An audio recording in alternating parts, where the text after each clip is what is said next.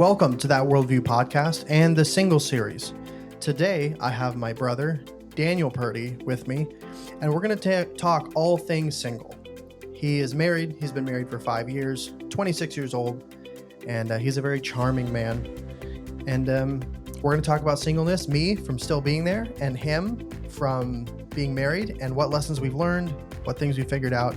I really hope you guys enjoyed this podcast. So, Daniel, it's good to have you on, man. Yeah, thank you. This is like so cool. This is awesome. Oh, heavens. Yeah. I'm actually really looking forward to this talk. I think it's going to be really great. Too, yeah. I think it's going to be hilarious, probably, Yeah, too. Probably, yeah.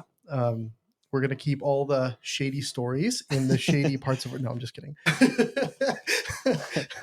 But anyway, so I had some questions that I wanted to ask you just to kind of get the talk flowing, and then you can ask me questions and all that, and it'll Sure. be great.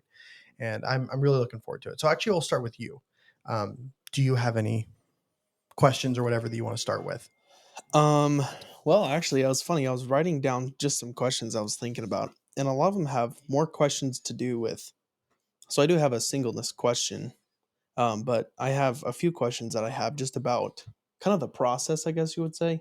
So, being single, but then so I'll start. I guess I'll start with this question if you want. With singleness, my question was what to do or how to go through singleness phase. What do you believe in? And when you're going through this singleness phase, there's this especially in the church world or in the Christian world, there's like this awkwardness where they don't know what to do. They don't know what to do with you. They're well, you just get married. But then when you get married, there's always these you're hooked onto a ball and chain. It's looked on negatively instead of positively. Like, hey, you guys are going to flourish. We're going to push you towards the Lord. You two are going to push each other towards the Lord. This is an amazing event in your life. And you'll have a couple of people, but in the main church area, I guess, most of them are always like pushing towards, oh, you need to get married. We don't want to do with you. And as soon as you get married, they're like, oh, you're finally hooked onto the ball and chain. You're finally starting the hard road. It's like, no, it's not at all like that. I got to stop you right here. This is crazy. Now, for our audience, Daniel and I did not talk about any of these questions previously. Right. But let me read you my first question I was going to ask you. You ready? And I'm reading it word for word. Let's shoot, yeah.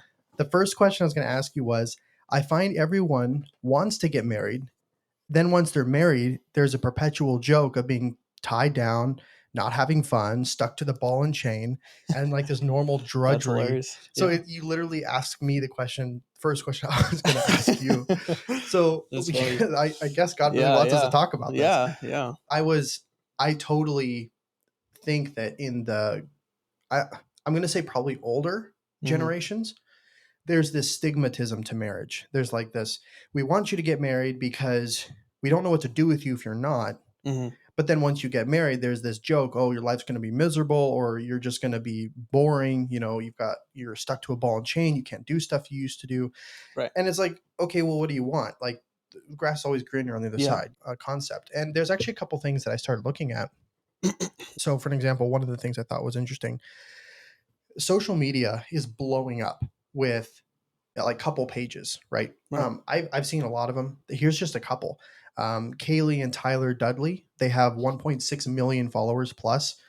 Cameron and Mel Reyes, they've got 1.2 million followers. Abby and Josh Herbert have 15.4 million followers.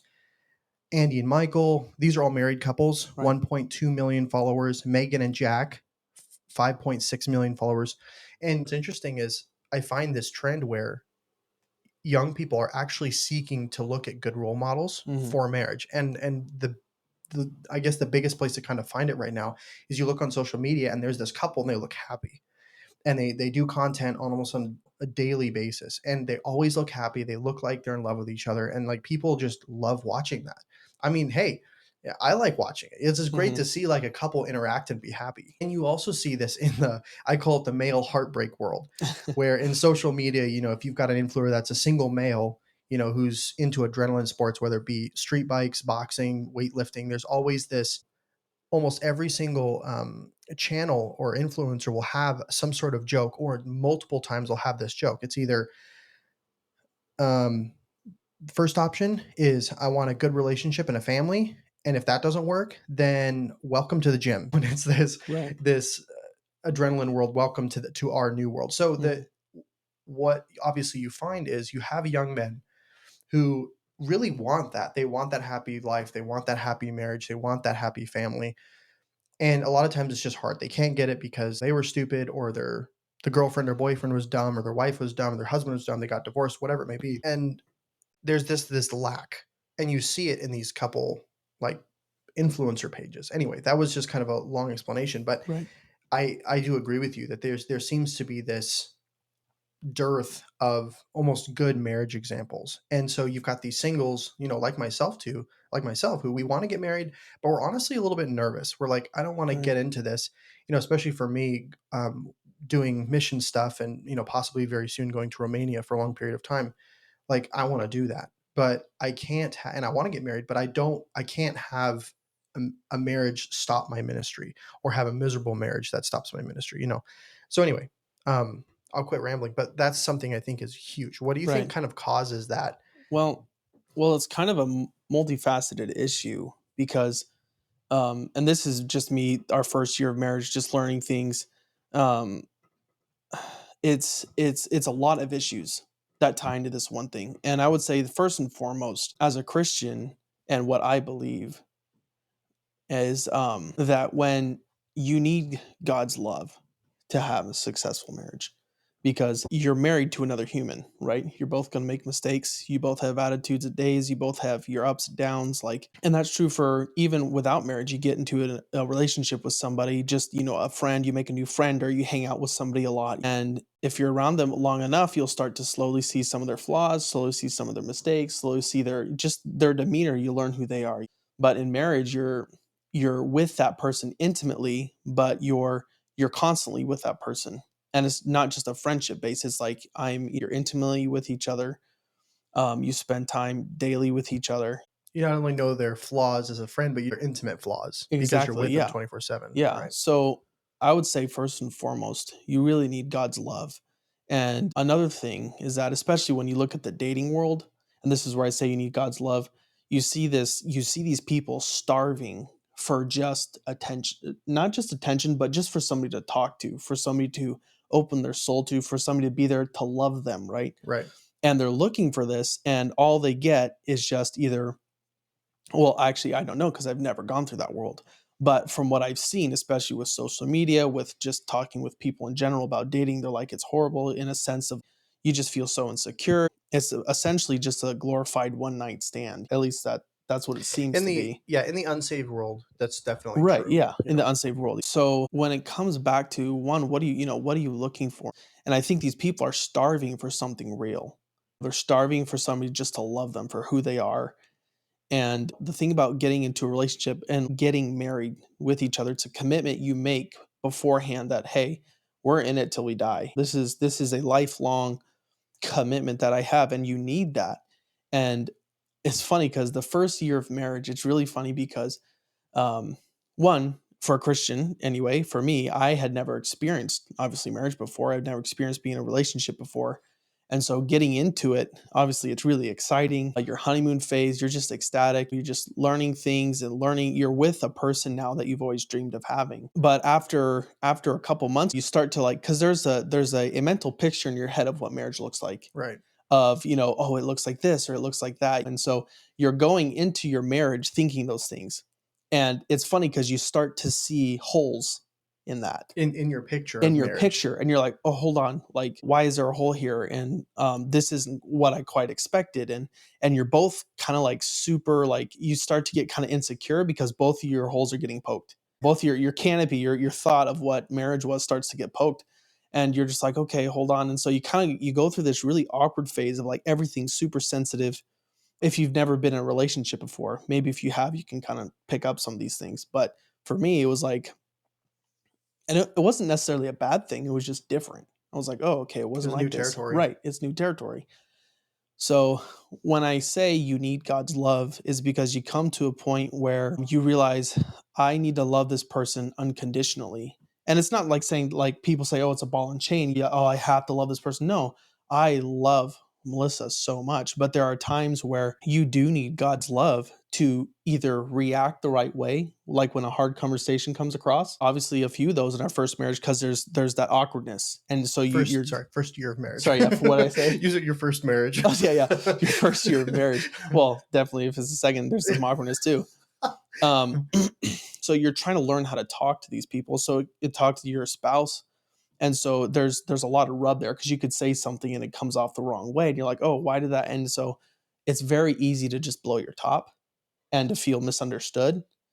And so I think one of the most important things that God told me actually, even just before getting to marriage, was that He's like, I want you to bite your tongue.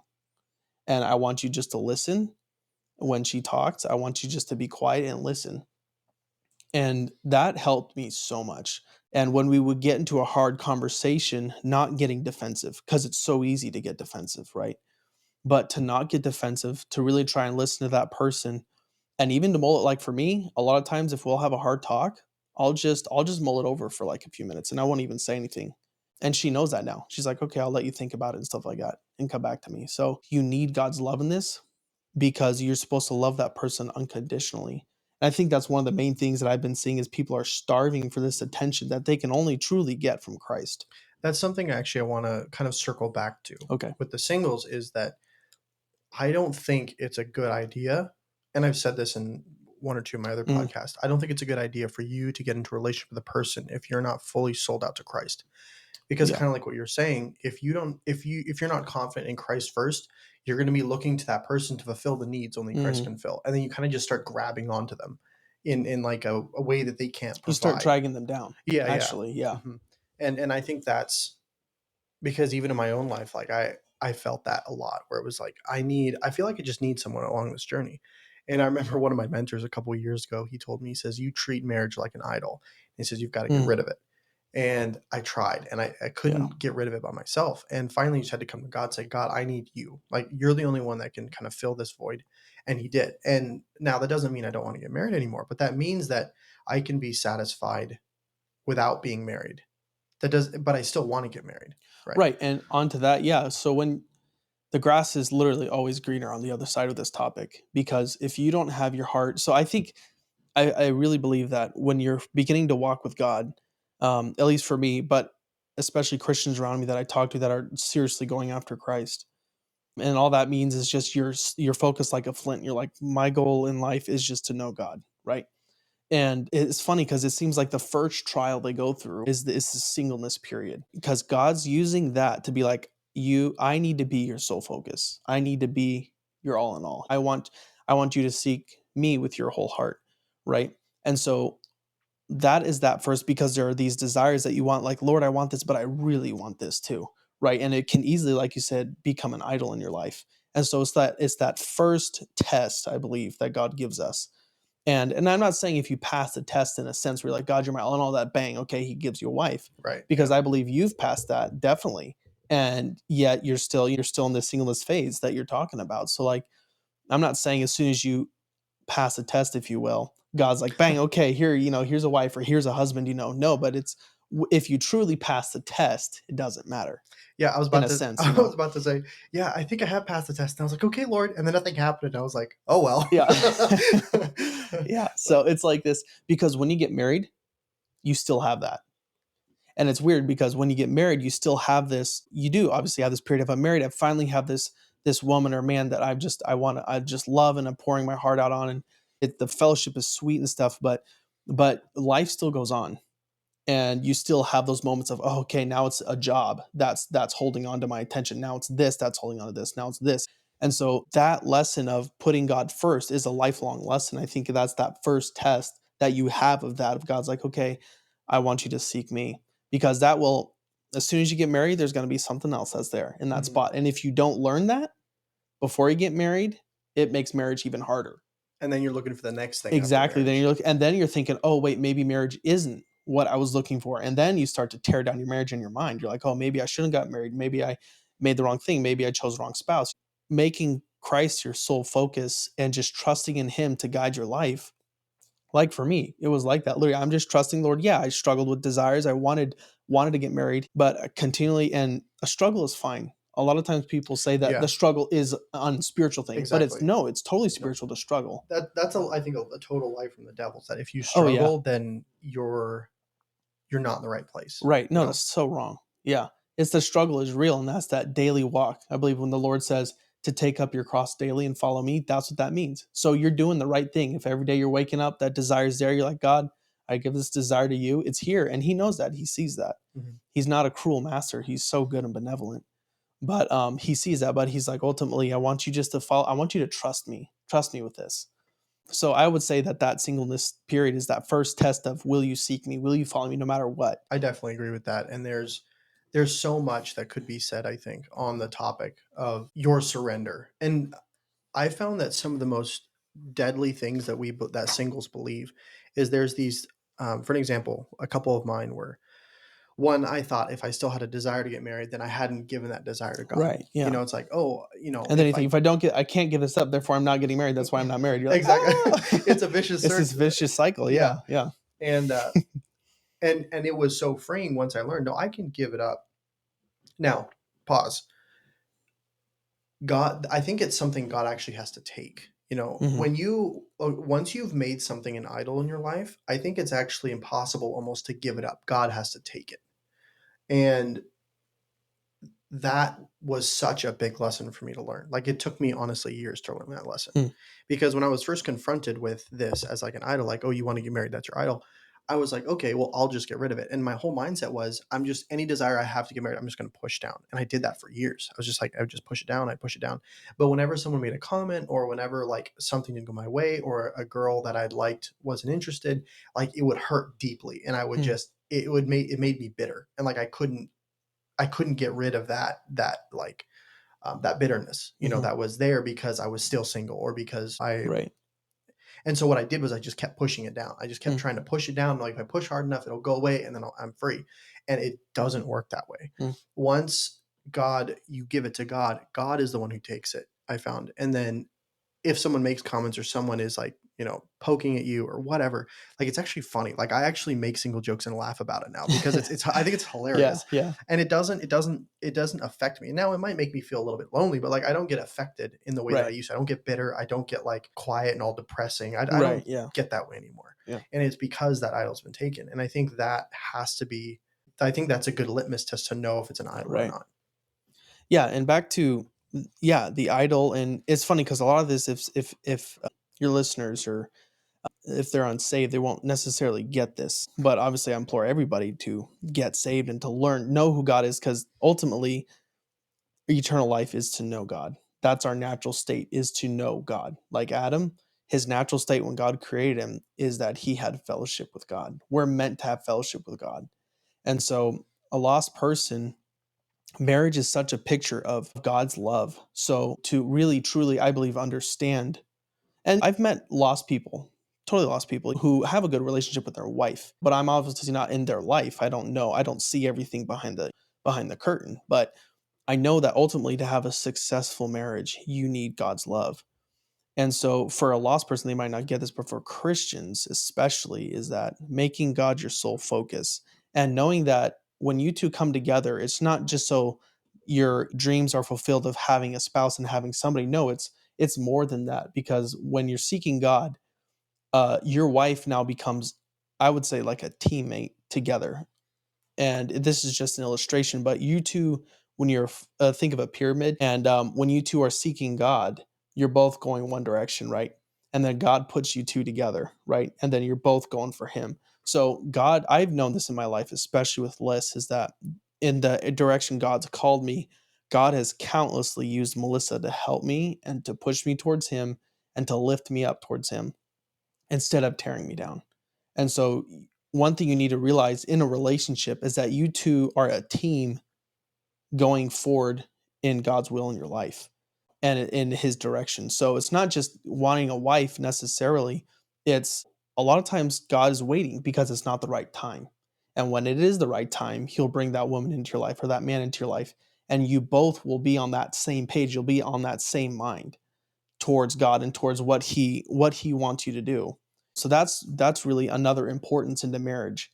And Anyway, that was I just asked one of the Yeah. questions about seeking a woman. What is your thoughts on when it comes to seeking a woman? Is it like a a thought like there's one for me out there and that's it, which I don't necessarily believe, but No. there's also this like I believe and I do in my own life like there's things that I wanted in a wife that I actually didn't even tell the Lord, which is funny because God really knows. But I couldn't think of an event where I'm like, God, I really want this in a wife.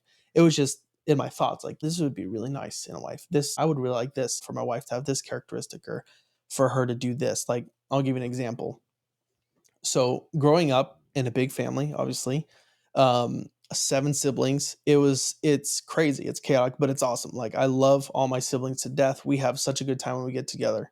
Um, but there are pros and cons, and one of the cons is, at least for me, was that we had zero matching silverware and zero matching plates and cups, and that like drove me nuts, because I'm a little OCD in that area.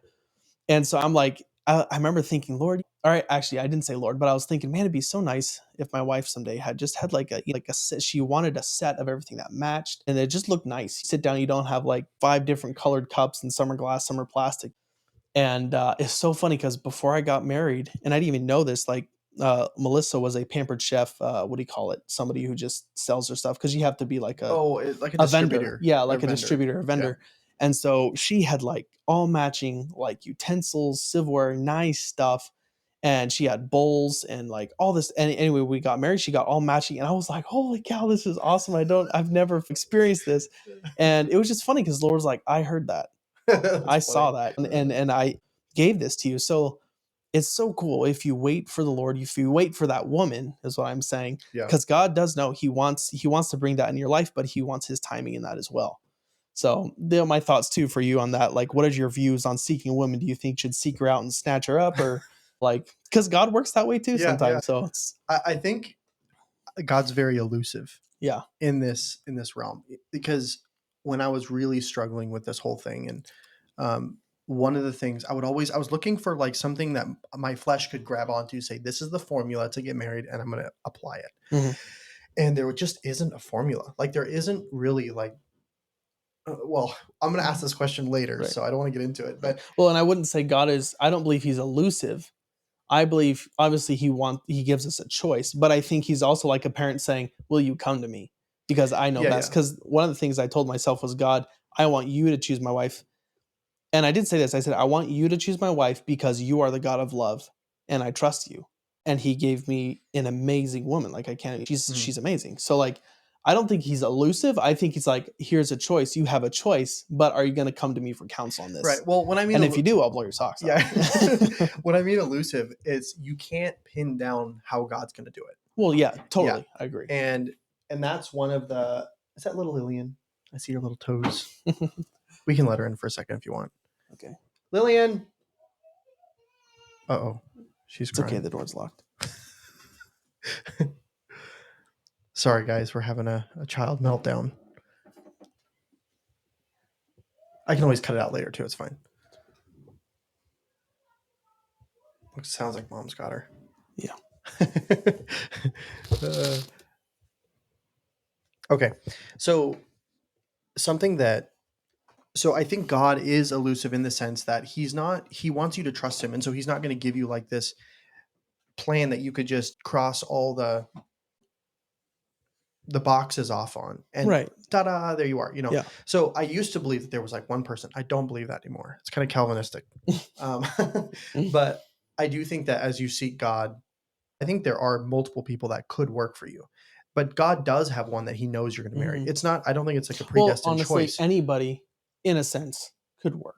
That is But true. there's wisdom in it. And Yeah. I believe, yeah, it's not like because if you apply God's love, any relationship can work if you're both seeking for God. Right. Yeah. Because God's love conquers all, literally. Mhm. So if you're both trekking after God, doesn't matter what state you were in, what you've been through, that will unite you two together. So any relationship Mhm. could work in that sense. Well, and Yes. you and I know people who got together in very, very bad circumstances, Right. and then they fell in love with the Lord, and they're doing Right. great. Oh yeah. But so yeah, um, I would say when it comes to looking for something in a spouse, and to be honest, I don't really. To be honest, I really don't know exactly all the things that I'm looking for.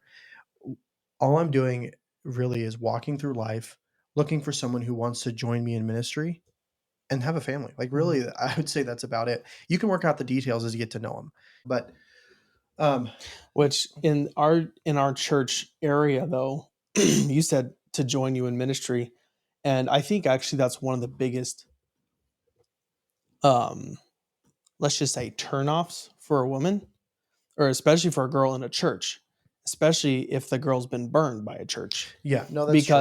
because all she sees is a man just wants me to help him in ministry, and I would say what comes first is that it's not about the ministry. It's about obviously her and where God has put you. Because if you say, like, I know a lot of people who like went on the mission field, because we grew up there. A lot of testimonies that people say, like, can you do this? And, can you go to the ministry and all that kind of stuff? And it can be a real turnoff because number one, what the girl is hearing, what the woman is hearing is, oh, you just want to help you in your ministry, Yeah, yeah. and then such and No, such. So like yeah, being her spouse and being the love of her life is kind of a side thing, is, hey, can you help me further this, what God has told me? Because and I can actually see a movement to where girls, from the church, especially women from the church, have really just kind of turned off for that and are kind of walking away from that because they're like, their family's been burned by ministry, yeah. because the church is just using them up. Mhm. And then they're like, well, I don't want that. No, I definitely agree with that. I guess um, one of the things that I would say is the wife's or her really ministry is, I guess, you and you her, Right, like that has to take place. right, And I totally agree. I think in the circles that we grew up in, there is kind of this stigmatism where if I'm a missionary, then you're going to essentially be my secretary and you're going to do right, yeah, all of the ministry things I right, want right, you to yeah, do. yeah, And that's not a good place. I would say that people hold pastor families and all and deacons and stuff, they hold their families at a much higher level than themselves, and I don't think right. that's right. No, not at all. um and yes, you, you should love her for her, obviously. Real, yeah. Excuse me, her. But the reason I guess I say that too is because I honestly would rather, like, I want to get married and I want to love her to death, Mhm. but I'm not going to choose that over stopping my ministry. Right. So there is a balance, I think, between. See, when you're following the Lord, though, you won't run into that problem. Well, that's true. At least the abusing her to do whatever ministry you want. Right. Like, But even she's. joining, because like I said before, you're a team, Yeah, yeah. and so when you do wait for the Lord, He brings you into, she's got that mindset, whatever that mindset the Lord's given you. Mhm. God has showed her, because I'll be honest, Liz, she had all these verses about her husband before she even knew our family, before we even moved up to Idaho. She had this list of what I was her husband was going to be. He was going to be this. Like, she had all these verses that God had shown her, that's like, this is what your husband's going to be, and essentially preparing her for and then just showing, and then just guiding her throughout her walk with him and preparing her for this. And it's amazing, like, even some of those verses have come to fruition already, and it's just crazy. Like, it's like when I follow the Lord and seek Him, He's already prepared her to join me in that. So when you're seeking the Lord and you're waiting for that spouse, that person in your life, He's preparing her or him, and you two are going to be one as a team. So if, like I said, if you view that like, well, I can make you have your walk with the Lord, and you're like, well, I just want to choose a girl if she's, all this criteria, whatever that you see, and you choose her, well, she might not be the one that God's preparing, and so you're going to have a bit of a rub probably the first go, or whatever. But I guess the main thing is that, is she seeking the Lord? Does she want the Lord? That's the biggest thing. Right. Yeah. And I do think, I think God has a really funny way of um, not bringing people together because it's not as well. Right. Oh, he It's does, definitely totally, kind of yeah. funny. Anyway, but on with. I want to hit the next question. Sure. We've only gotten to two questions. It's been half an hour. It's been great. It's been great. Um, so something I do just for the listeners and stuff. The second question is, what would an optimal single guy look like? Like, because you and I, when we see young men, we understand how men work. So we look at them. What would you look at? Kind of just for the ladies to kind of start looking at the same things. What would you be looking for to see, hey, this guy's he's following God, he wants to do what's right. What are characteristics of that guy?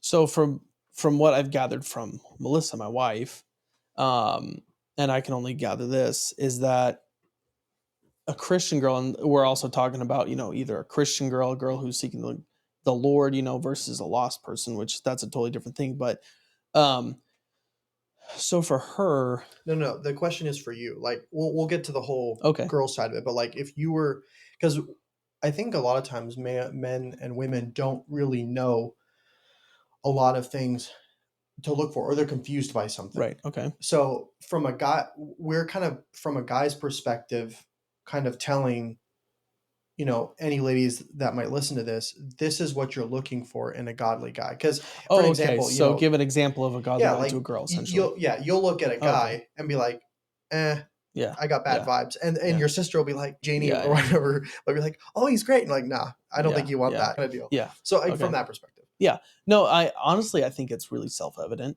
but because somebody who's saved and seeking after God and wants to know him, you can't help but notice those things.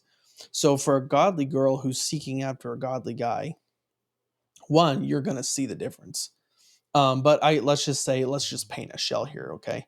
So so a godly guy in a sense would be a guy who's seeking after God is what I would say. And so for a girl who's looking for something, what do I look for? Well, look for a guy who does talk about the Lord a lot and it's real. Like I would say if there's things you can see in a sense, you want to look for a guy who loves the Lord with everything he's got in his life. So so a man who loves the Lord, number one. Also see if his values pretty much match up with your values. Because I know families, we both know families who the woman essentially stuffed who she was and got married. And then later on, that became a big issue, Yeah, that is true. a huge issue. So do not go out of your, and I'm not saying you're not going to believe every single tiny thing, Right. but don't go out of that belief system. Like there are different, religious beliefs within the Christian realm, like, and things that could be a real rub. Like I'm just going to be honest, the whole King James versus, different version issue Mhm. that I know actually a girl who turned down a guy because of that issue.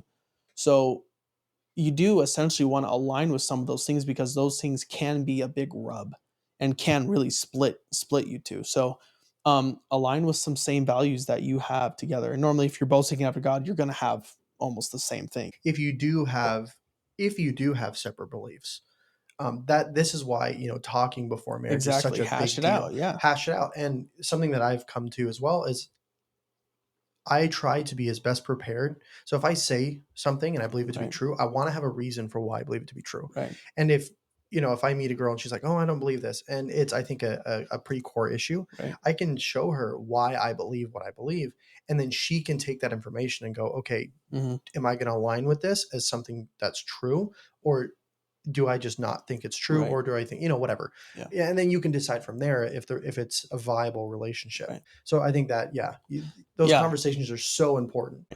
And Um, let's say you're still looking, let's say a girl, right, Christian girl is looking for a godly guy and they get into a relationship, right? They want to know each other better. I would say, well, watch him too. Obviously you are, yeah, yeah, but see how he reacts to certain things. See how he reacts to your family, to your parents, to you even. There's a lot of guys who I've known that say they're Christians and love the Lord and stuff, but when they get into a relationship and the way they react towards a girl, one is very inappropriate. Like I'm not saying holding hands is inappropriate or hugging. yeah. Obviously, that's totally appropriate. But does he protect you? And I'm talking to the girls. Does he protect you?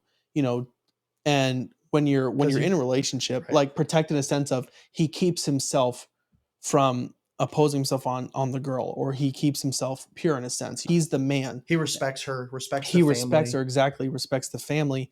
And that to me is a real man, a man who can set aside his own passions and desires in a sense that are just overwhelming, especially when you're in a relationship with a girl.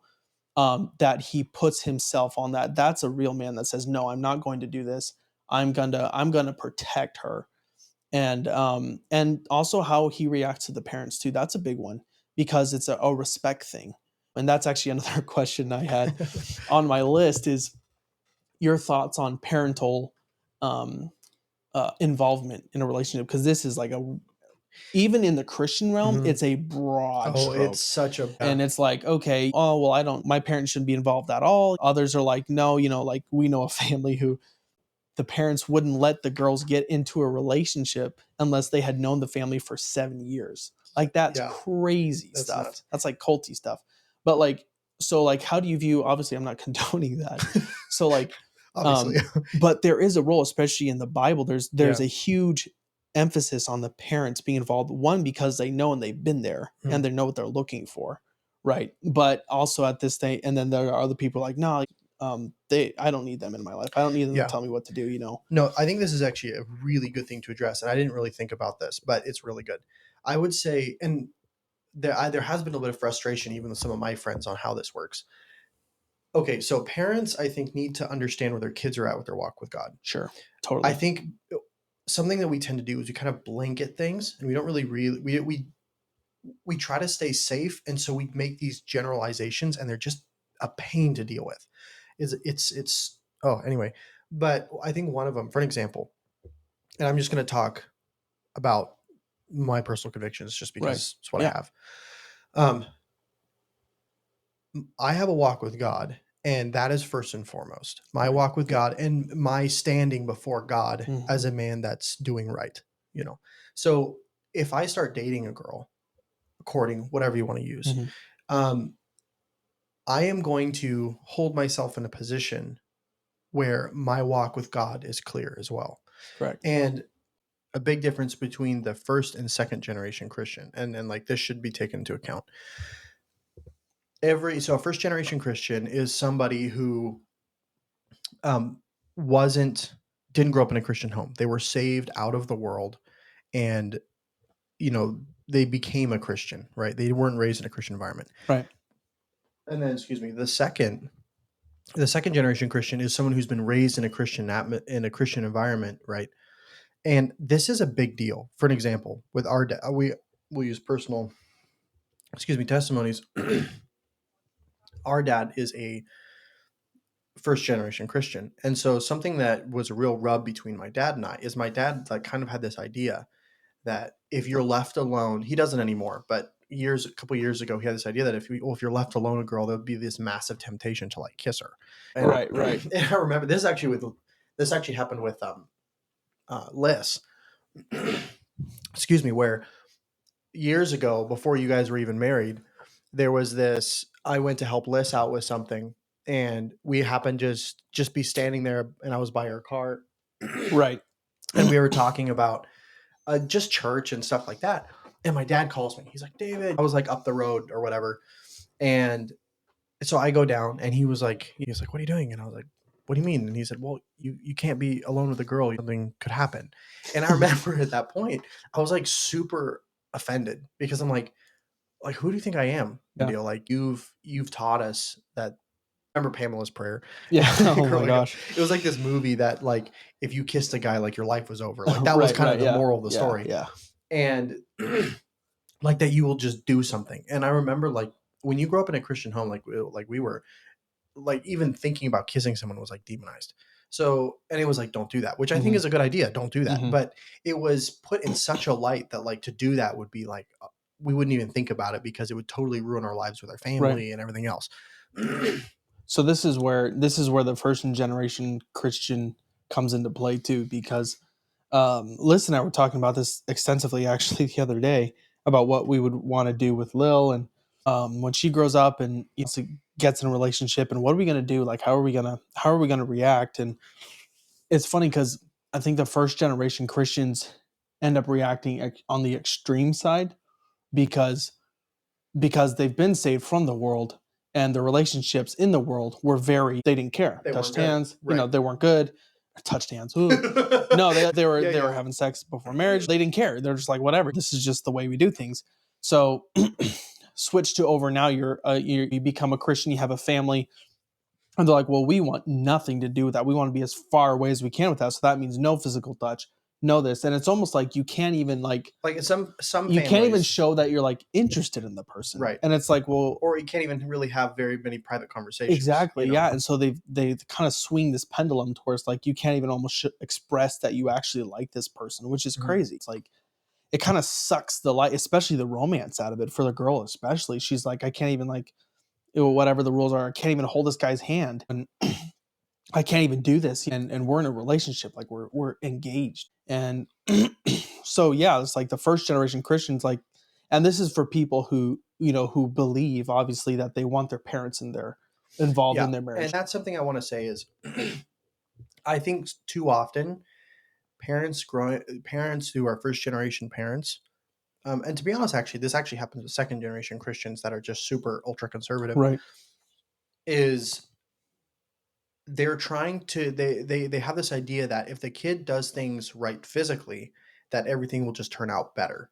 Now, right, if your child doesn't have a walk with the Lord, you can throw a good marriage out the window if they don't have a right, walk with God. Like, right, I'm sorry, they could be 100% pure and never even held hands till they got married, but if they right, don't have a walk with God, things are going to get rough. yeah, And there's kind of this idea that, well, if my kid at least does all these things the right way, right, everything will be hunky dory, and like it right, just doesn't work that way. yeah, If you're my dad always has something he says. He's like, "You're a person's going to do what a person wants to do. right, It doesn't really matter how many restrictions you put on a person. If they're hell bent on doing something right, with the person that they like, they're going to do it. right. Like Oh it's yeah, 100%. you're not going to stop it." So the way that I look at it now is I have a walk with God, and I'm not going to be interested in a girl unless she has a Right, walk with God. right, But like, I'm totally fine, taking her out to dinner as long as hmm, the parents if the dad is like, "No, I don't right, want that," I'm gonna respect that right, if I really like this girl. right, But if they're okay with it, like, I'll take her out to dinner. We'll talk. yeah, We'll talk about life, talk about what each other believes, all this other stuff. And I can, in a sense, be trusted with her because now I'm not saying that there isn't any room for a chaperone or hmm, something. I think there could be. Like there's certain things I wouldn't put myself in a certain right, position. right. That's true. Like that's just You part of don't want to give an having. occasion to the flesh, if you could say. Yeah, that's true. But I'm also like I'm not going to be fearful either. Right. Like I'm going to walk with God and I'm going to Mhm. pursue this relationship if it starts moving forward. Right, and so, yeah, Liz and I were talking about actually it's a like you said, earlier on that you felt almost hurt. No, you were hurt when your Yeah. dad's like, "Oh, this could happen." You're like, "Who do you think I am?" And especially in a Christian home, your parents are raising you to be something. And Liz and I were talking about this, we're like, they're raising us this way, and the first test we get to be like, "Hey, look, you get in a relationship and this is okay, rubber meets the road. This is, your decisions will affect the rest of your life here." And it's funny because the Bible talks about having a quiver full, and essentially your children are those arrows that you shoot forth. You're like, go. And hopefully if you raise them right, they'll go in the right direction.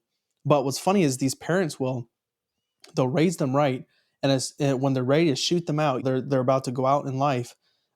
They go to shoot that arrow, but then they drop the bow and hold the arrow and like hold it to the target because they're controlling it. They don't want to let go. And it's like, no, you have to trust your kids because number one, like you said, they're gonna do what they're gonna do. I like that analogy. It's like you hold your arrow and you Yeah, just like seriously, walk toward the target. exactly. That's what parents do now. And so, I mean, my wife with her dad, when it came, I mean, and she's like, I mean, 30 years old when she gets married to me. And like, I mean, she is well established in who she is, her walk with God. And we took the high road on some standards for our parents' sake because we wanted to honor them. But it definitely she felt so hurt that her dad would be like, "Oh no, you can't do this. You can't do this because you could do this and you could do that." And it's like, hold on, like I want to do what's right. Like, and why Right. don't you trust me? Like I actually have a desire to do this the right way. Right, and so the parents don't actually trust the child, and so they get this controlling factor in there, and it's like, "Hold on, you raised me for this, and now when it's time for you to let go, you still can't let go and trust me." Yeah. You know? And I will say, because I don't want a parent hearing this and say, "Oh, you think I should just let my kids go?" No. But your child will only be as upright as their walk with God is. Right, So you can't expect your child to do morally right or be upright if they don't have a walk with God, if they're not interested, if they just want a relationship, right. they're going to do what they want to do. Oh, yeah, 100%. They're going to weigh the cost, they're going to do whatever that they feel they can do and get away with. But if you have a child, a grown person in your family, right, and they have a walk with God, they're seeking the things of the Lord, why on earth would you put all these unnecessary rules around them when they want nothing but the Lord? Right. Like, why hinder them? Like, Yeah. let them talk, let them spend time together, Right. let them, yeah, if they need advice, give the advice. They ask for it, especially give the Yeah. advice. But let them walk with God and with each other. Like, Right. let them figure Yeah. it out. Like, you figured it out and you survived. Yeah. So that is one thing that I have seen that's been a great irritation to a lot of young people who are walking with God, who Right. want to see God, but it's also all of a sudden it's like their parents trust them to go over. Parents will trust their kids to go to a foreign country, go to Right. Africa, do Yeah. this, do that. It's like, Dad, I like this girl. Okay, I don't trust you at all anymore. And it's like, what happened? Yeah. Yeah. No, Uh, and this is something Liz and I talk about a lot actually, because we see certain scenarios, and even in our own life, like personal testimony, you know, obviously dad had a few rough goes with us, some of our yeah, yeah. siblings. And so there's this aspect in me where like I want this to be a positive experience for my dad. I want dad to be like, just excited, because I've seen him where he's not excited, and he's really drugged down, and his people didn't really respect him in a sense. And but I wanted to be like, dad, this relationship isn't for you, but I want to honor you. Right. And so for us, we're like, And okay, even even her her dad dad, too. Yeah. exactly. So we set at first, we're like, okay, um, because she has a brother who, and it's not necessarily wrong, but they had two different standards, and so he took the lower in a sense, which kind of hurt his family Mhm. in a sense, like especially Liz, she's like, it kind of hurt her in a sense of like he went to the lower standard in a sense for them. And so for us, we kind of made that decision. We were like, well, we want to take the high road, because nothing hurts in that sense to take the high road, and we want to please the Lord, number one, and we want to please our parents in this relationship we have. But there were some cons to that. But I obviously, number one, that's what I believe the Lord wanted us to do. But like when it came to like, okay, here's what we're gonna do different for our kids, is huge, because we're like I proposed to her, and technically I couldn't even hug her. And I was like, this is ridiculous. Like, I'm proposing to my future wife, and I can't even like hug her. And I was like, it was just, there was some things that were just overboard. And I'm like, that's something that I would totally change with Lillian. And obviously there's one thing that's huge too. You got to know your kids, Yeah. because your kids will have a different, like, kids differ, obviously they're so different. So you'll have one kid that struggles with one thing, and another they'll struggle with another thing. So you got to read your kids. You got to know what their strengths and weaknesses are. You got to know where they're at. And so as a parent, that's what I want to do. And I want to give some freedom. Mhm. I obviously don't want to put them in a situation where it's extremely hard to not, Or it's awkward, or or it's yeah, just exactly.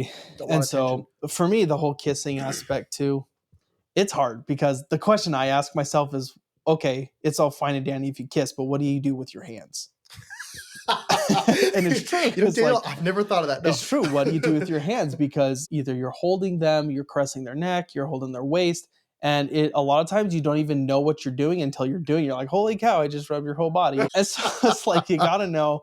So for me, Welcome to I the feel like, podcast, everybody. yeah, I just feel like there's a line to where, again, know your kids. And then two, like, just because I'll be honest with you, I would not be opposed. Like, honestly, like my first kiss was on our wedding day, on our ceremony. That was both of ours first kiss Mhm. ever.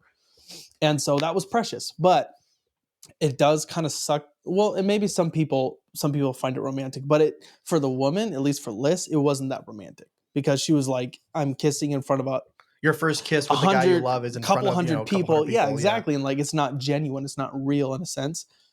And so, like, I would not be opposed to be like, hey, you two, I want you to have like your first kiss. I want it to be romantic. I want it to be you Just two, between you two. just between you two, nobody looking. So I wouldn't be opposed. But then once you do that, man, you're open a whole gate of just like desires. So it's like, I think I would wait till Oh, yeah. near the end before I would, and I'm not saying I would force that on them, but I'd be like, hey, look, actually, I think a really good idea is to sit down with them and be like, what do you guys, because you're not holding them to my standard in a sense, you're holding them to their standard. You're holding them Yeah. accountable to God, You're holding them their accountable to walk with God God. and to them, which I think is a really good push to, like, it's like an open door. Like, this is what your life is going to be like. Yeah. You're accountable to God. So this is like that first step of what you guys, and I think parents should obviously like, if they're like, well, we want to be able to be all over each other and kiss, and I'm like, well, no, Yeah, that's let's probably not a we good want idea. within appropriate, but I want to give you some freedom in this. I Yeah. don't want to just Well, something like my personal like standard, at least on that, is like it's funny you actually talked about that. Like I will respect her dad, Mhm.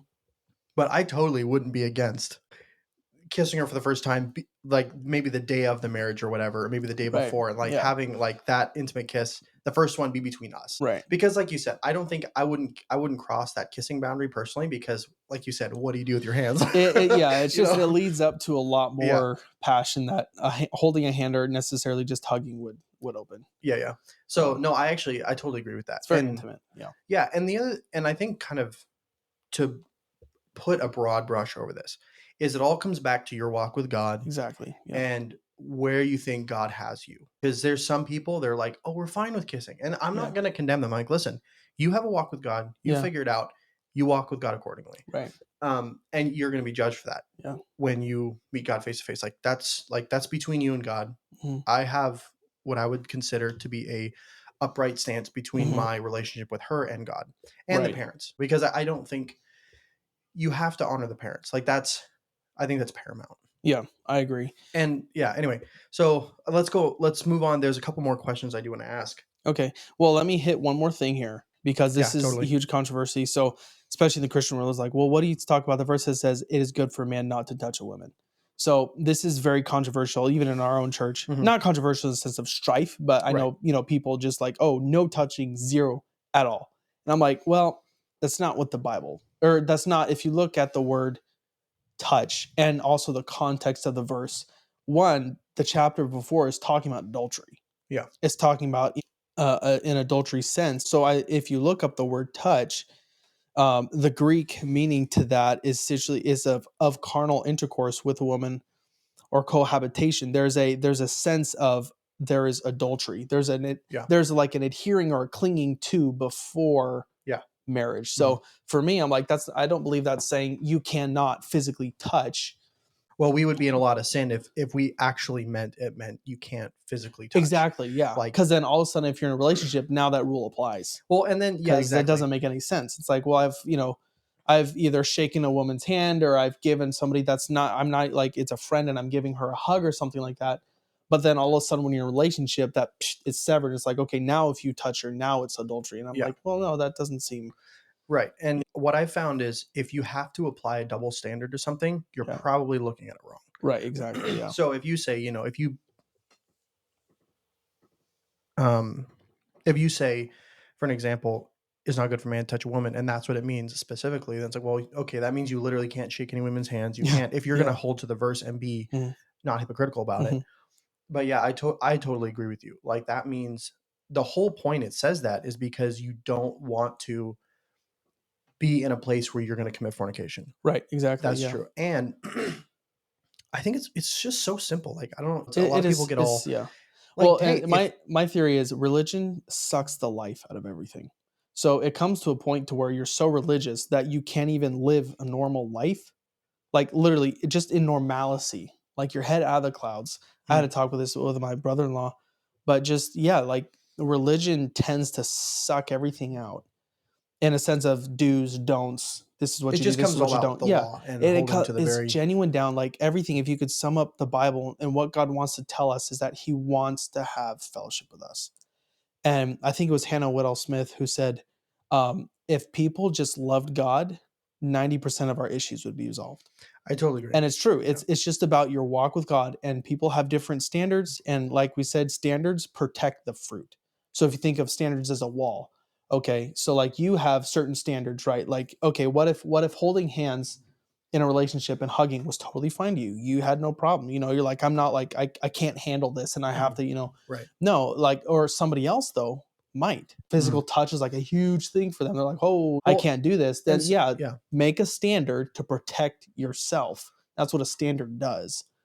And to protect, because you also don't want to violate your conscience. Like Exactly. Yeah. if you truly believe, listen, I can't have a good conscience and Right. hold hands with somebody, right? Right. Yeah. Then don't. Like I would say you're in the Make that right to standard. not Yeah. make that standard and stick by it. The the place where laws and stuff really hamper is when it's not a conviction. Mhm. It's because that's where false religion comes Right. from. Dead religion Yeah. is just adhering to laws with Yeah. no heart behind it, no desire for God. Well, That, the lie is more standards equals spirituality. yeah, which More is better spirituality, which is mhm. so like the Pharisees, they were more righteous than God in a sense When it came to when it came standards, to standards because they're literally taking seeds out of a bun and tithing off those. And God's like, you're missing the whole point. It's not yeah, about that. It's about so the standards is not equivalent to your to growth holiness or spirituality or righteousness. more standards equals I'm more spiritual than you. Yeah. Because in the religious realm, in the church realm, that's what that means. Oh, look at that person. He's got way more standard. Oh, he must be more spiritual. Huh. Actually, it's proven almost all the time to be the opposite. It's all about their walk with God. There's a balance. Yeah. Yeah. Someone who Because has that a more standards could be a facade for them. right. There is a balance. If you have the Pharisees had tons and tons and tons of religious standards, no Mhm. walk with God. Correct. Then you have the other side. You have the Mhm. like ultra liberal, do whatever you want, God Oh, still yeah. loves you. That's Oh, also yeah. wrong. No, totally. There's a walk that it's you're just walking with Yeah. God and you're loving God and you have that ongoing relationship with Him Yep. and you move accordingly. Mhm. But yeah, I totally agree with that verse specifically and other Right. things. Some of the other things I want to ask. Let's look here. An observation more is I don't think the upcoming younger generations, and I would include ours as well, are willing to be okay with the narrative that either you're um, just going to be miserably married. I kind of feel like that's a, Right. a boomer mentality Right. where, and even the cultural morality of the Right. past Mhm. was, hey, you'll be looked on really badly if you get divorced, Mhm. so just live miserable married. But the newer generations that are coming up, I there's been this shift in now I'm talking specifically the Christian world. Okay. I'm not speaking about the lost world just because that's a Right, whole other right. Yeah, topic. yeah. But the I'm at the place now where if I know it's not God and it's not moving Mhm. and I'm not confident, then I don't want it. Like it Right. has to be God leading it, God Yeah. putting it together. Now I'm definitely I'm not the kind of guy that doesn't keep his like I probably have a very small list of people I'd be willing to date. Right. I do have that. But I'm looking for God to open the doors and then Yeah. I'll try to walk through them. Um, but anyway, the observation is, and I have several um, young men that I've worked with who are like this. They're like, they've seen nothing but miserable marriages. Yep. They're like, I think I'm just going to stay single. Why on earth would I get married if I can't even find a successful marriage to even look at and say that Yeah. looks good? Like, Yeah. Proverb says, "A man that findeth a wife findeth Findeth a a good good thing, yeah. thing and favor of the Lord." Obtain favor, And yep. quite sadly, there's a lot of young men that are like, I'm not seeing any good thing or any favor here. I'm seeing a lot of Yeah. ball and chains. I'm seeing a lot of griping and complaining, a Mhm. lot of, oh, make her happy. Like there's just this mentality Mhm. that marriage is this horrible thing. And sadly, churches really kind of push this. It's Right. not overtly said, but it's like, oh, marriage is good with a very definite undertone of Mhm. be careful. Like Yeah. why would you do that? Yeah. Either it's a good thing or it's not. Make Yeah. up your mind, figure it out. Right. And young people are seeing this and they're like, why would I want that? Yeah. Like, why would I want that? Like, they want to get married, but then they also see the Mhm. miserable marriages and they're like, I'm not sure. Yeah. Anyway, Yeah, and on that topic, in the Christian realm, and this bleeds into obviously the lost realm as well. If if you're selfish, you will have a horrible marriage. And that verse that says, "Where there is pride, cometh contention," mm, especially in a marriage, because it's cool because marriage, these questions opens up kind of a this spiritual realm in a sense of it always constantly points back to God.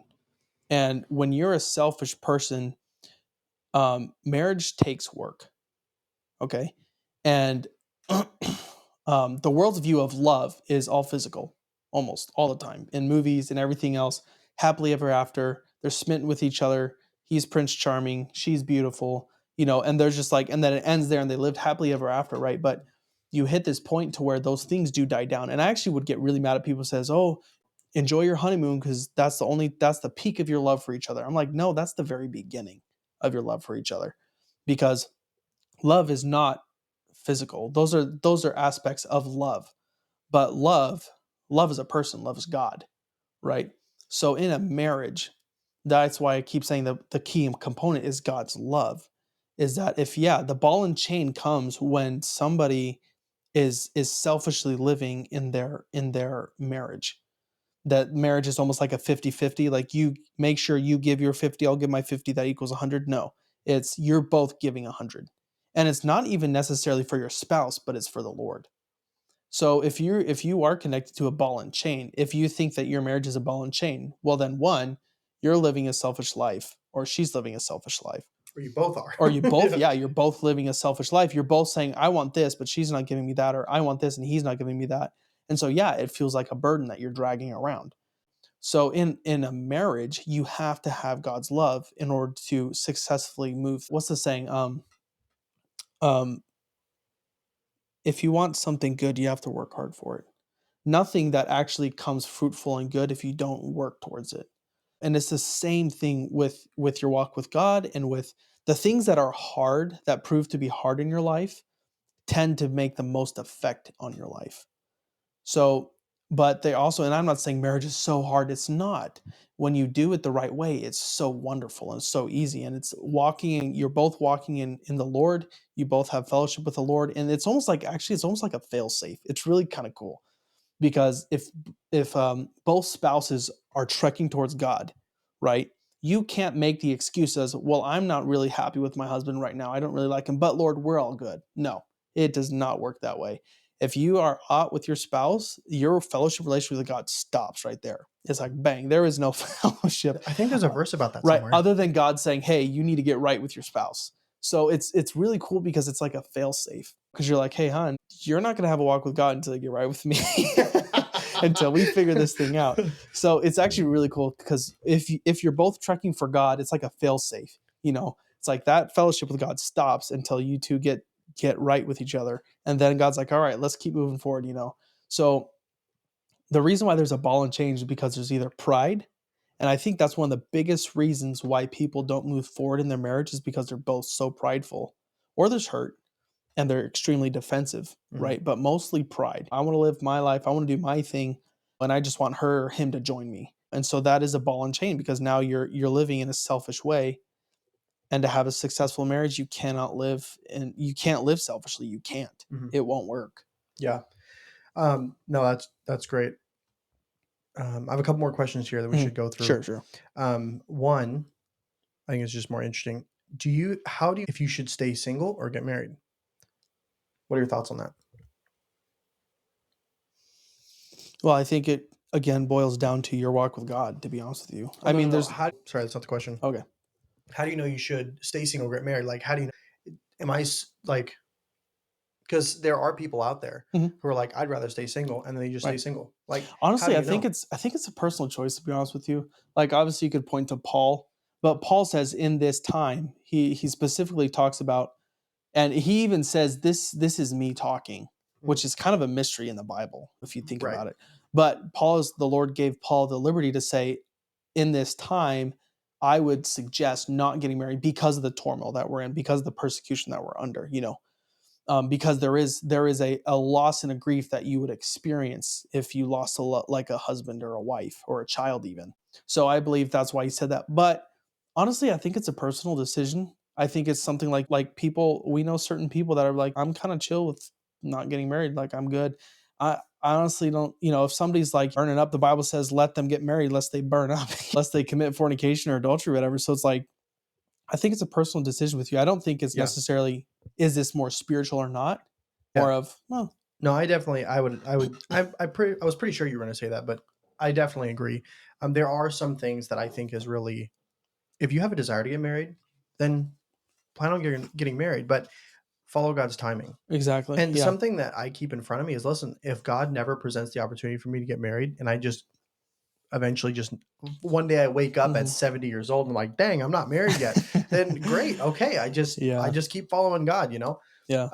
but I do want to get married, and so I plan hopefully on that, or I keep my eyes open Right. accordingly. For I think sometimes young people think, "Oh, this must be something wrong with me. Maybe I should just stay single," and like that thought kind of scares them, you know. Right. But I do think what you said, it is your choice, and something I found interesting when Paul talks about singleness. One of the things that he says is he says, I would that all men, would be as myself, right? Right. Right. He's exclaiming an opinion, but Right. then I'm not sure if it's before or after Paul actually says, I would that the young women marry, bear children, Right. and keep a house, which is interesting. So if he's saying that the young women should marry, Right. what he's also implying is that most young men probably are going to get married too. So he's not. So you can't Right. take one of them as a command, because Yeah. he's not commanding it. He's Right. saying, my opinion is this because this is how I am. But Yeah. even Philip in the Bible, we read Philip had he had a house Mhm. in, I don't remember the name of the town now. It was on the coast in Israel. Um, Joppa? no, it Oh, wasn't Joppa. Anyway, but he had 4 virgin daughters who were all prophetess, okay. and he was married. And so we do hear about people in the Bible, and he was one of the great evangelists, Mm. I believe, of Israel at that Mhm. time. When you read his travels, he went down, talked to the Ethiopian eunuch, and he was one of the first people to go preach a ton in Right. Samaria and all these other Right. places. So anyway, you can get married and be very effective. There's this Oh, idea. 100%. So anyway, I just wanted to kind of Yeah. get that out of the way. And what I think this one might take a while, and if it does, that's totally fine. Right. Is, should a man try to understand women before getting married and vice versa? I know this is going to be a big Yeah, one, but yeah. I think it was a Actually, necessary this is one. one of the things that drove me the most nuts was men would be like, "You could never understand a woman." And it was this total it honestly made me wanna slap them because it's a total cop out. It's like essentially giving up before you've even started. Right. And I actually would say so here's the difference. A lot of times when people say, "You could never know what a woman is thinking." So, yes and no. No in the sense of you can never know what anybody is thinking, really. And so I feel like a lot of people kind of put that together with knowing what a woman's thinking. Was that, well, you can never know what she's thinking. She's always surprised. Well, that's true, but you can never know what somebody's really thinking. But you can know how a woman thinks. In the sense that how they're built Exactly. Well, who what a mentally. woman is, like who is Yeah. she biologically, like how does her brain work in a sense? Right. Yeah. Like and I would be honest I would honestly say that I think I know just with being with Liz. Now people changed, obviously, but just that the kind of the main thinking shift, women are just they're just emotional creatures. Men are more factual, men are more like think about like tunnel vision. Men are just super tunnel vision. Women are like, if you think of like a very broad, like panoramic, they're kind of pulling everything in together.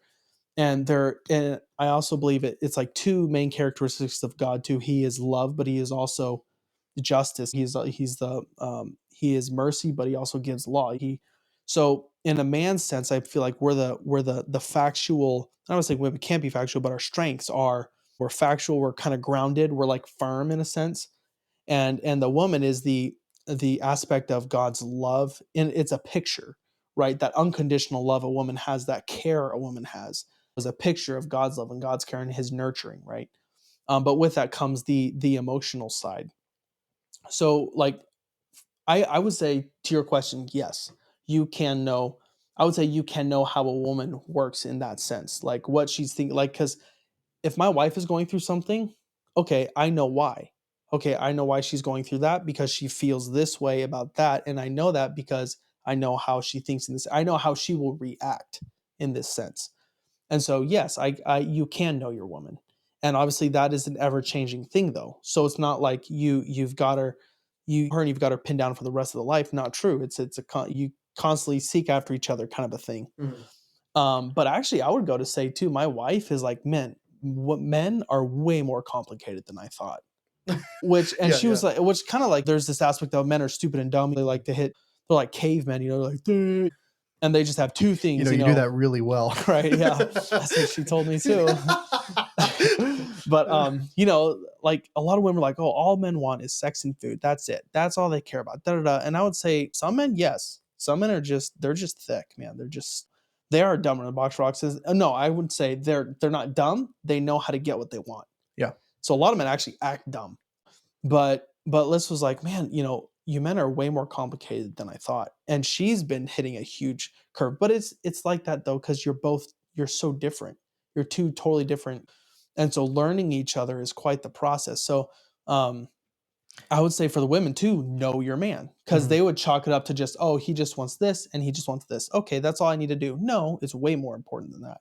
It's way more in depth than that. Men, you gotta try and draw it out of them because they won't talk. Like I'm chill with not talking about it really, honestly, Yeah. until she's like digging and I'm like, oh yeah, da da da da da. And she's like, what? Yeah, no, I think this is a good place to address a couple things. Mhm. One big one is that men and women think different. I think that's kind of a big. 100%. Yeah. I'm just going to give a real quick example of this.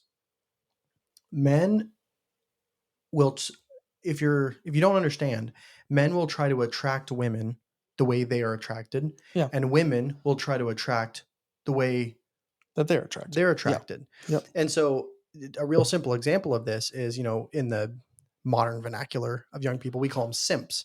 It's Okay. like a guy who's just, he's going after a girl and he's like super clingy and like, ugh, he's just like, he'll do anything for her and Right. he'll Right. give her Yeah. the moon. Yeah.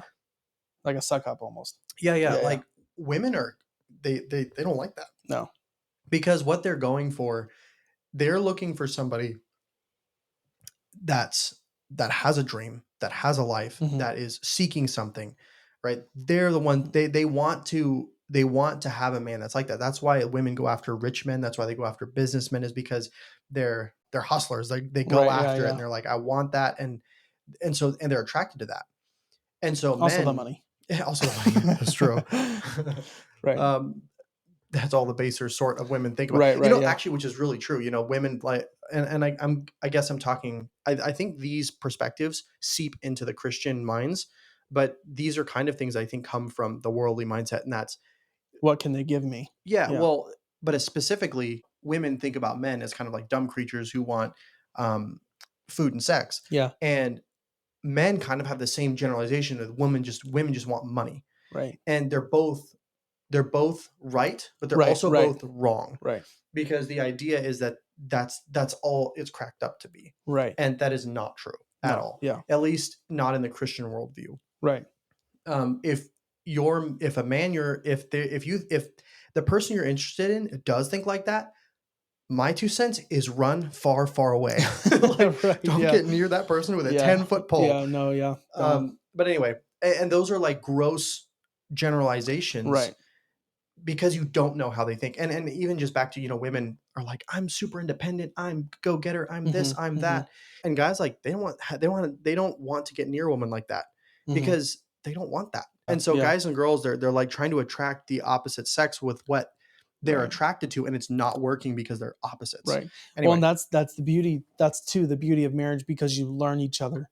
yeah. And when you're first getting a relationship and you're in love with this person, that stuff kind of just falls out of the wayside because it's like you're just so infatuated with each other. It doesn't matter. Like the guy, you can't help but be around her every single second of the day. You're almost fulfilling both of each other's desires in a sense. Yeah. Because in the Christian way, the man's desire can't technically be fulfilled until, because that's obviously I'll take that back. Both of them desire that. Because a woman, when she is wooed the right way, if you will, um, does want to have sex with a man. And it's the same vice versa. Mhm. Um, so it's not hard to do that. The challenge is when those infatuation feelings go away. And so that's where people are like, oh, that's why marriage is so hard because that infatuation goes away and then we're just left with like the grind, if you will. But that's where it's just starting is because you're starting to learn how you actually it's because a lot of people try and change the other person to what they like. I want you to be attracted by the way a man wants to be attracted to, or vice versa. And so they'll try and change the man, or they'll try and change the woman to how they're Geared. they're geared. Yeah. And so, but it's the opposite is where you're supposed to study the woman. Okay, how is she geared? What actually turns a woman on? What all these things, and you're learning what woos a woman, what's romantic to a woman, and the woman the same. Okay, what does a man really like? What do they look for and stuff?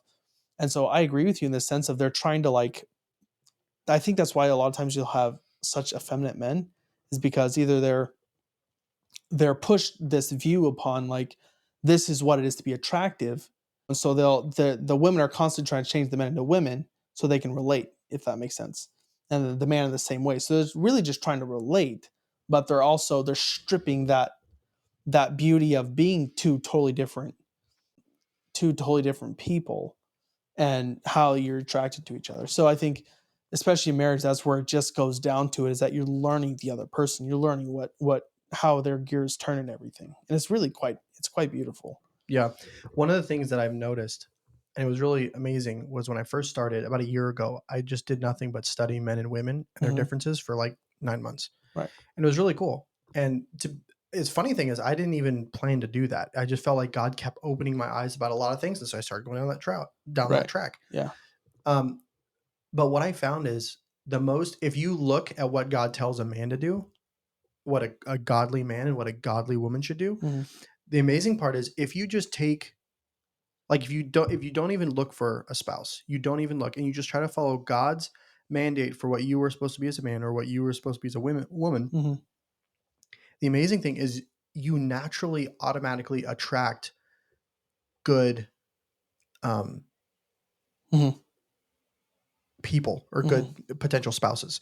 You know, for example, You are what you get. God Or says, you get what you are. Yeah. yeah, In a sense. Water meets its level. all true, all very Mhm. true. So for an example, a young man, I would say that the best young man is one that's seeking God with everything. Yeah, he's got his eyes open, but he's seeking to do God's will and to do whatever God wants him to do. Mhm. That's a kind of man a woman wants because he's got his eyes focused on God and what God's called him to do. Mhm. And that's great Mhm. because they inherently know that there's something Yeah. bigger than themselves that they're reaching for. Mhm. If the girl is the end destination, to be honest, that's kind of shallow Yeah. in a large sense. And women know that. That's why they don't like that guy. Yeah, yeah. And Anyway, that's another question, where are the men? Like, I agree. You seriously, I know, look around and I'm like, these men are just they're so just one petty, but just not like I I know a lot of girls, godly girls who love the Lord who are looking for a man. A lot of them. Like off the top of my head, I can think of maybe 5 or 6 just off the top of my head that Liz and I both keep in contact with. And these are godly girls. They love the Lord and they're just like, we we can't find any good guys. And I'm like, man, it just feels like there's such a dearth of men who are just men who just love God and are just a man. I'm just like, guys, let's go. Let's step up here. We need to really, like, I see guys and they're all about how they look on social media, how buff they are, how that, and to some women, some girls, like, that's important, but to a lot of them, at least from according to my wife, from the women they talk to, yes, physical appearance is important, but it's not as important as a man. yeah. Like, the saying, when you go to the gym, you think you're gonna collect chicks, but you Oh end up yeah. collecting a bunch of guys because they're like, "Oh, dude, you look sick," You look buff. Girls like that, obviously, but not to the extent that a guy Mm. does. Well, would I definitely agree. And I think depending on where you are, that you kind of see both. Um, but I would say that there's a lot less godly men out there than I would like to see, at least young Yeah. men. I think there's a lot of factors. Mhm. I think the missions world, I would say if I'm me, I'm kind of a missions junkie when it comes Yeah, yeah. to thinking about that stuff. But I truly believe if you put missions in front of young people, you will make some of the most godly men and women out there that you've ever seen. If missions, excuse me, is the forefront, you will get godly young people out of it because Yeah. it's a mission. It's something that they strive for. And another big thing is the reason you have a lot of people there's no call. If you're not answering a call, if young people all answered the call to missions and really strove for that, I think be in their single years and really push for that and quit looking for spouses, I think you would actually find that, man, I'm actually around a bunch of godly people here Mhm. because we're all seeking the right thing. We're all seeking God and the forward movement of the Great Commission. Mhm. When you find that, I guarantee you're going to find someone in there. Yeah. If you're godly, they're godly, and you both are attracted to one, you're going to Right. find somebody um, in God's timing. But I think so many young people are kind of just infatuated and amused. I mentioned a book. It's funny. Darren mentioned this book, "Amusing Ourselves to Death" by Neil Postman in the Mm. podcast. He mentioned it, or maybe that was the one we didn't use. Anyway, but that book is so good in the sense that it shows we're so amused with things around us that we're not pushing for the right things. Right. And I think that's even more deadly for a young man than it is a Oh, young woman. yeah, it is. Yeah. A man without a vision is probably one of the most weak backbone things you'll ever Yeah. find. Yep. And if you don't have a goal for your life, there's just two main goals that I would say I have for my life. Right. One, which is first and foremost, is to learn to love Christ and seek him. And I don't do that perfectly by Yeah. any stretch of the imagination. Mhm. The second one is I want to see the Great Commission fulfilled in my lifetime. Like, I don't think you cannot go wrong with those two things. Yeah. Like, you'll have vision for the rest of your life. Right. And anyway, but I think that if young men really, really went for a vision, everything would slowly start coming together. Anyway, that's Yeah, no, and I agree, dude. I think, and I know we're saying the same thing on this subject, and I think the focal point, the focus point should always be God, and when it is God, it is others, because the great commandment is love the Lord thy God with all your heart, soul, mind, and strength, and then that's how you can love your neighbor as yourself. It's not the other way around. There's an order to it. You seek God with everything, and I mean, it's just amazing what God will do in your life. Like, I mean, example for you, your dreams, you've always wanted to travel the world, and we always wanted to be in special forces or some military branch or something that's just like out there.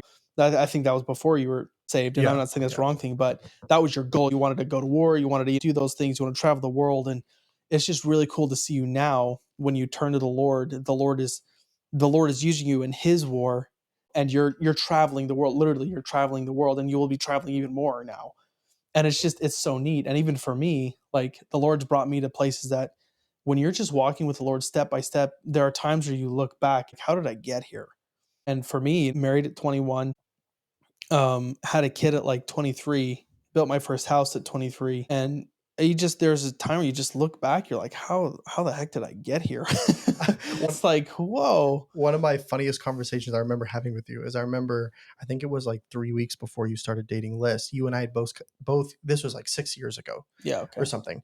You and I both came to the conclusion that you weren't ready for marriage yet or something.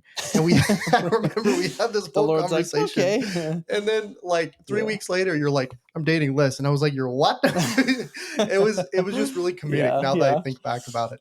Well, and for me, yeah, there's some things like that's a whole nother story. But listen, and that how all that started. But yeah, I mean, for me, I'm like, no, there's some things in my life, and I'm like, man, I'm just a dirtbag. Like, I'm not ready for this. I'm not ready for.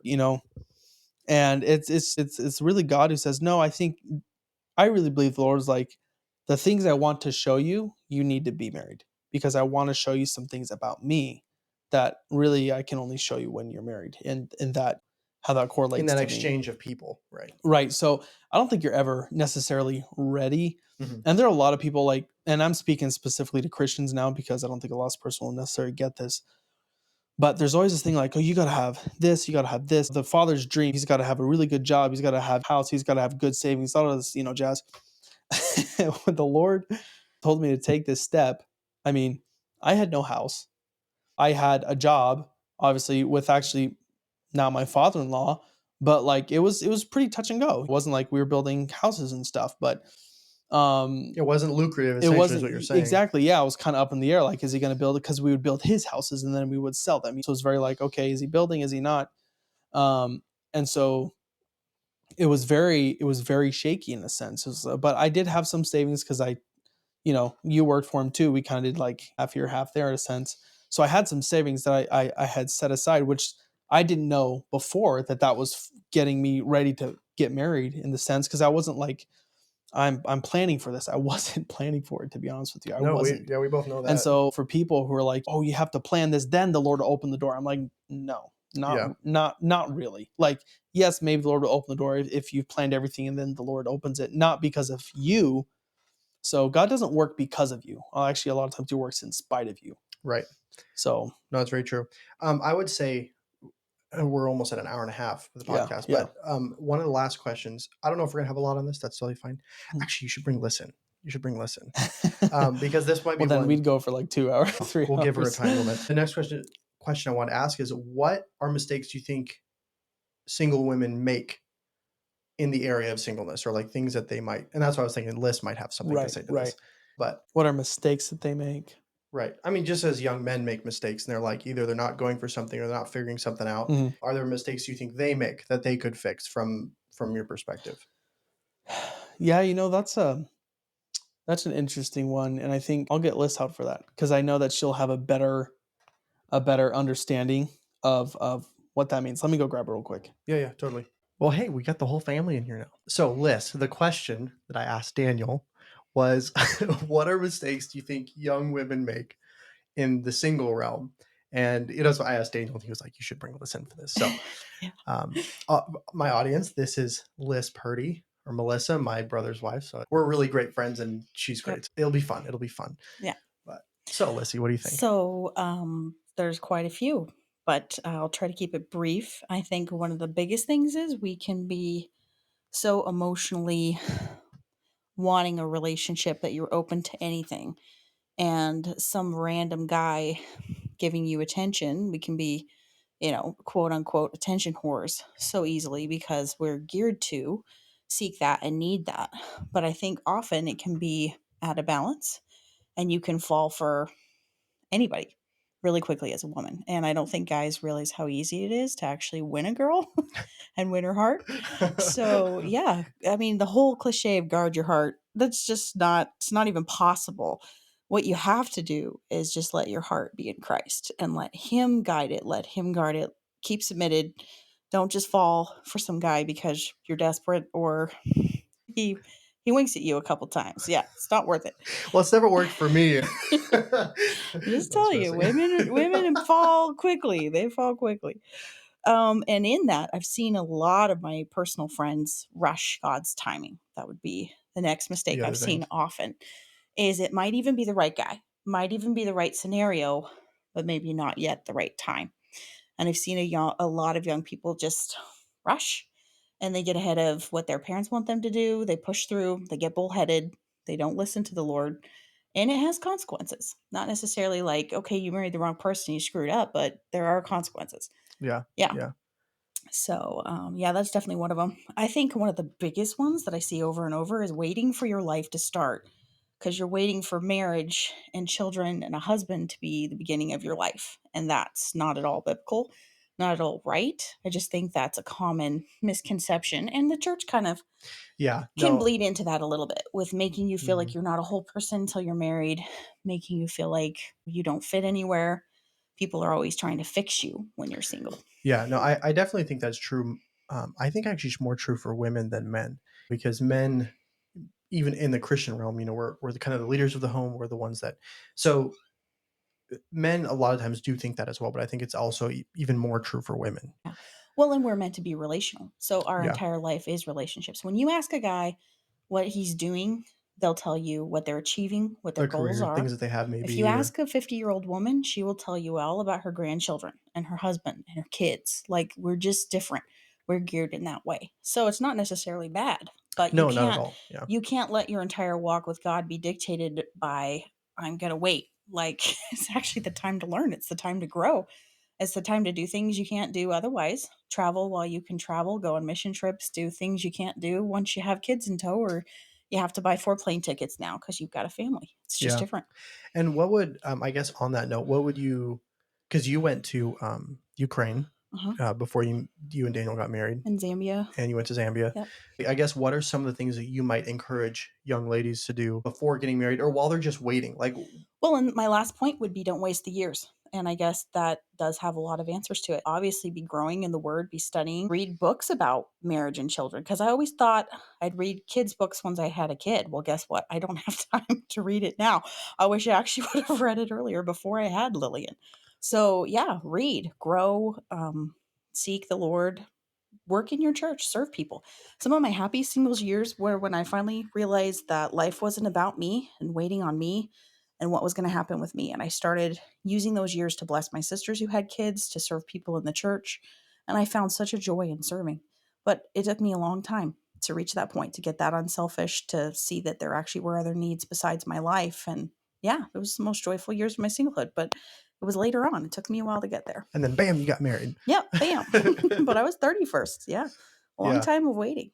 But Yeah. yeah, sometimes too, People will always tell you, you're waiting because you need to grow. Well, that's not always the case. Sometimes you're waiting because your husband hasn't grown yet. That's literally true in your case. Literally 9.5 years older than him. Yeah. We don't talk about that all the time. But yeah, I guess that would be the biggest thing. And don't waste it. Go on mission trips, experience a life outside of the US and the white picket fence. Go see the world. Serve the Lord. He'll take you amazing places while you serve him. So That's awesome. Hey, Lillian, you want to say something to everybody? come here. Say hello, everybody. Hello, everybody. I'm sit down. Lillian's their little girl, and she's the cutest thing on planet Earth. She loves listening to it and all of that stuff. Lillian, do you have something you want to tell everybody?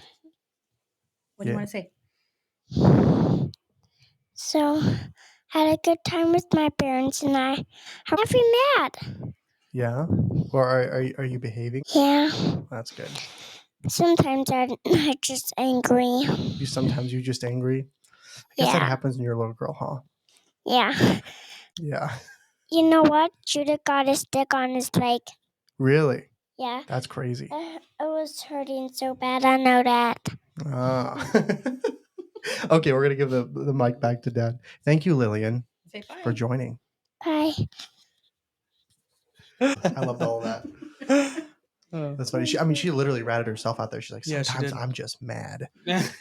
She's very honest. Yeah. Okay, I'll see you in a minute, Lillian. That was great. That was awesome. I love that. So we're ended there, man. We're at an hour and a half. Yeah. If you guys have, that was a great conversation. If you guys have any questions or anything you would like us to talk about more, I'll be around for a couple more months with Daniel. And I love talking to him. He's a great guy, which people don't know this, but for those of you who know Daniel, you're an assistant pastor now, right? I guess. Yeah. He's like, Sure. I don't know how to title this, but no, he's awesome. He's a great guy to talk to for anything and just talk about the Bible, talk about anything. And I was actually, you were one of the guys I was really like, hey, I need to have a podcast with Daniel. Yeah, I've been looking forward to it a lot. I just love talking about the Lord. I love talking about the Lord with other people. I love talking about the Lord with obviously you and just seeing what the Lord's doing in your life. It's so cool. Like I'm just on cloud 9. Yeah. For you. It's just awesome. That's great. I would like to do actually one more podcast about a walk with God, maybe before I leave. That would be like a 2-hour, 3-hour conversation. if all the listeners are ready for that, we're down to do it. Yeah, I'm totally down. So thank you for having me, David. No, it was awesome. We'll have to do it again sometime. So for all those of you listening, I think it's the longest podcast I've had so far. Subscribe, share it with your friends. If you have any feedback, please let us know. You guys have a great night.